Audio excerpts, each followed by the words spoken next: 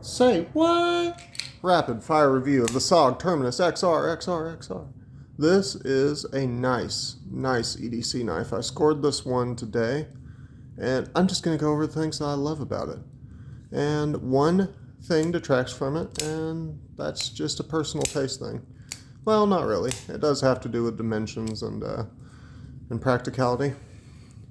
My only complaint, let's get it out of the way, is that these steel liners are not nested. You can see they're kind of sandwiched in there. You can see the demarcation between the G10 scales, which are well textured but not overly aggressive, I guess, which I prefer them to come overly aggressive because they wear down eventually.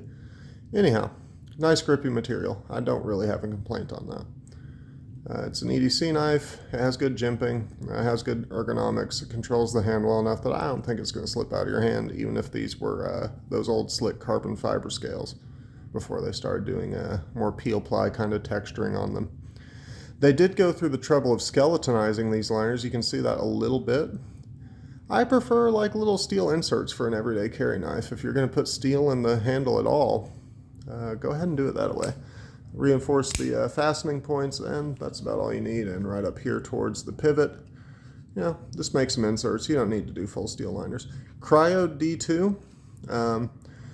Talk a little bit of philosophy about steel here. This is a harder steel than what I typically go for. I do typically go for the softer steels. Some people are like, oh, this is a little Kershaw. Some people go, oh, they run away thinking that if the steel didn't cost a lot, it's not high quality or it won't serve their purpose. And it's like, that's just a lack of experience with knives. I do not know if the cryo heat treat on this D2, which is a harder steel, a tool steel, less rust resistance, so it's coated, so that's good. Keep the edge oiled, I guess.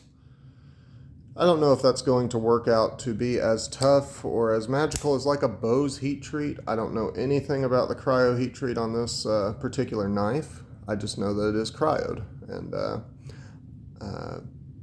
complaints commonly with D2, and you can see they did a good job on that relief edge. It's nice and gradual, but not overly gradual. I kind of check that out because if it's too thin, especially with a harder steel, you could be cutting zip ties, and instead of your edge rolling a little bit, which you could restore by steeling it, it chips. And I don't have enough experience on this knife to know if that cryo heat treat is going to make a difference.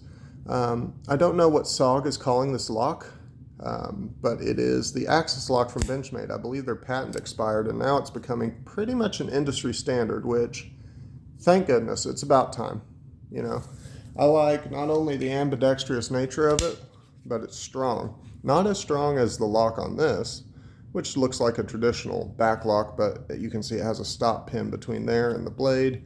There are spaces to wear and deform for the blade to sink deeper into the detent as it wears and deforms over time. The Axis lock did a similar thing, so it seats and you don't get up, down, side to side play and slop in the blade. Okay. A very common lock would be like a liner lock. This isn't a liner lock, but it's basically the same thing. This is a frame lock. Okay, you see how I pointed out that the steel liners are not nested. Well, if this was a liner lock, you would still have those sandwiches of G10 scales out there, and they'd be covering up the liner in here, which is just the frame of this. The big argument for a frame lock and the strength of it is that as you grip down, you're reinforcing it because there's nothing guarding the actual lock bar, which is thicker, from the tang. And your hand is putting pressure on it. I say, if you're going with a 3-inch bladed utility knife, by the way, 3.5 ounces, so that's doing pretty good. Not as thin as some designs, that's okay with me, How it fits in the pocket. Yeah, everybody should be using these. Unless the knife design really calls for anything other than a loop over deep carry clip, I think people are really smoking weed on continuing to put knives together that half the handle sticks out of your pocket, as is, okay?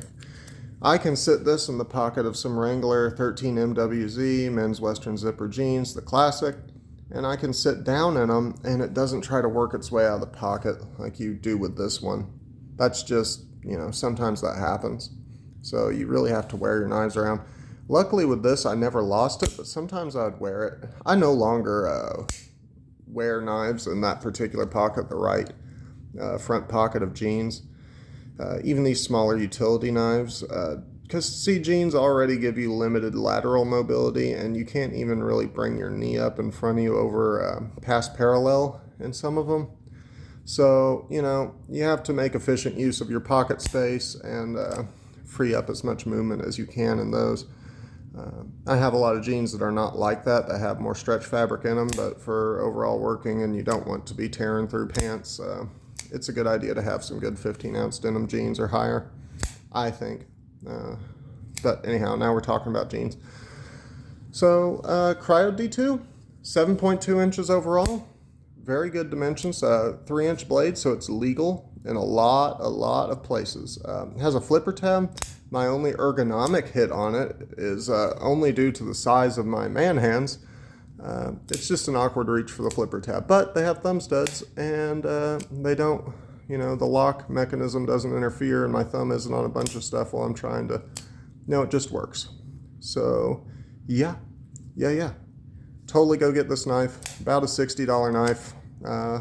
Worth every penny in my opinion.